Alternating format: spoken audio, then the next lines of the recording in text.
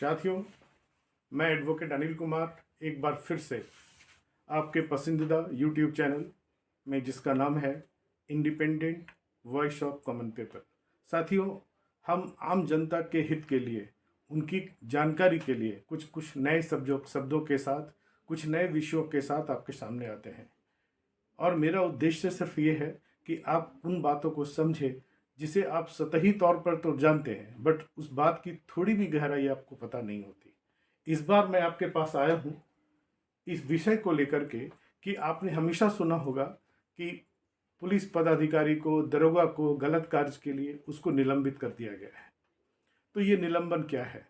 और उसी के साथ एक शब्द और आता है बर्खास्तगी का, जिसे इंग्लिश में हम कहेंगे सस्पेंशन फ्रॉम जॉब और डिसमिसल फ्रॉम जॉब। तो निलंबन और बर्खास्तगी ये क्या है? जब किसी सरकारी कर्मचारी को किसी अनियमितता के कारण, किसी इरेगुलरिटी के कारण कुछ दिन के लिए जब उसे बैठा दिया जाता है, उसे कहा जाता है कि आप काम पे इतने दिनों तक नहीं आएंगे, तो उसे हम निलंबन कहते हैं कि उसे निलंबित कर दिया गया है। ये बहुत ज़्यादा कॉमन सी प्रक्रिया है, साधारण सी प्रक्रिया है, और कई बार ये प्रक्रिया जनता का ध्यान भटकाने के लिए प्रशासन द्वारा किया जाता है। और बाद में होता यह है कि चूंकि निलंबन की प्रक्रिया के बाद जो जांच होती है वो उसी के विभाग के पदाधिकारी, वरीय पदाधिकारी करते हैं, तो उनकी सिंपैथी भी अपने कनीय अधिकारी के साथ होती है या फिर अपने से जूनियर अधिकारी के साथ होती है। तो 99% वो बेदाग निकल जाते हैं और वो पुनः अपने उसी जॉब में, उसी स्थान पे, उसी सैलरी के साथ आ भी जाते हैं और उन्हें पुनः फिर पुरानी सैलरी मिलती है। कई बार देखा गया है कि एक ही कर्मचारी 2 से 3 बार, 4 बार निलंबित होते हैं और फिर अपने जॉब में आ जाते हैं। निलंबन की प्रक्रिया में क्या होता है उनके साथ? निलंबन की प्रक्रिया के दरमियान संबंधित कर्मचारी को उसके वेतन का आधा वेतन मिलता है और महंगाई भत्ता भी मिलता रहता है। ये थोड़े से अलग अलग राज्यों में थोड़ी सी स्थितियां बदल सकती है, किंतु मूल बात यही है कि उन्हें आधा वेतन और महंगाई भत्ता जैसा चीज़ मिलता रहता है। और जब वो फिर से जांचोपरांत ज्वाइन करते हैं तो उनकी जो बकाया राशि है वो भी उसे प्राप्त हो जाती है। तो उसे क्या फ़र्क पड़ेगा? और इस तरह वो कर्मचारी फिर से उन्हीं गतिविधियों में संलिप्त हो जाता है।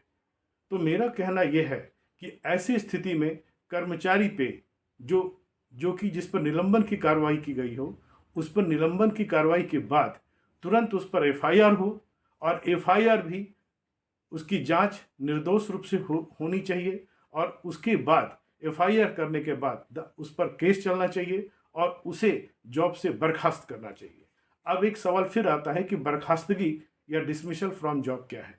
अगर केस चलाकर उसे दोषी पाया जाता है, उसे सजा दी जाती है और उसे बर्खास्त कर दिया जाता है, उसे जॉब से डिसमिस कर दिया जाता है, तो फिर उस अधिकारी को कोई जॉब वापस नहीं मिलेगा, फिर वो उस सर्विस का कोई भी फायदा उसको मिलने नहीं जा रहा है। ऐसा होने से सरकारी कर्मचारियों में, संबंधित पदाधिकारियों में एक डर का माहौल बनेगा कि नहीं, हम ऐसा नहीं करें।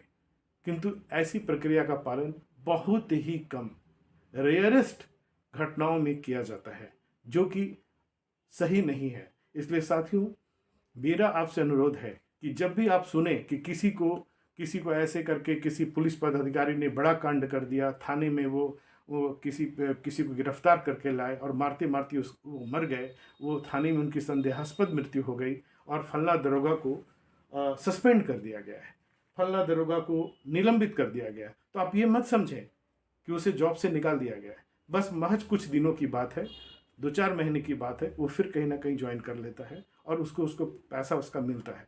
तो साथियों, ये सही नहीं है। उस जगह पे आप अपने मस्तिष्क में बैठाएं कि उस पर मांग की जानी चाहिए कि निलंबन तो पहली प्रक्रिया है, उसके बाद उस पर एफआईआर भी हो, उस पर कोर्ट में केस चले और दोषी पाए जाने पर उसे जॉब से बर्खास्त किया जाए, उसे जॉब से टर्मिनेट किया जाए, उसे जॉब से डिसमिस किया जाए, ताकि आने वाले अन्य पदाधिकारियों को भी एक सबक मिले। मित्रों, मुझे पूरा विश्वास है कि आप इस वीडियो के माध्यम से निलंबन और बर्खास्तगी ये दोनों का अंतर समझ गए होंगे और आप बिल्कुल उस पक्ष में होंगे कि किसी भी पदाधिकारी के घृणित कार्य का परिणाम निलंबन नहीं बल्कि अंत में उसकी बर्खास्तगी होनी चाहिए, उसके जॉब से उसका टर्मिनेशन होना चाहिए, ताकि आने वाले दूसरे जो पदाधिकारी वो डरे, उनको चिंता हो कि मेरे साथ भी ऐसा ना हो। इसलिए निलंबन की प्रक्रिया को अंदर से आप समझें कि ये कोई गहन प्रक्रिया नहीं है। चूंकि उन्हीं के बॉस, उन्हीं के वरीय पदाधिकारी जांच करते हैं तो 99% वो स्वच्छ बेदाग निकल जाते, फिर उन्हें सारा पैसा मिल जाता है और जनता इस भ्रांति में रहती है कि उनके डिमांड पे कार्रवाई हुई है। साथियों, इस वीडियो के साथ मैं अनिल कुमार एडवोकेट आपसे विदा लेता हूं और फिर वादा करता हूं कि फिर किसी नई जानकारी के साथ आपके समक्ष आऊँगा।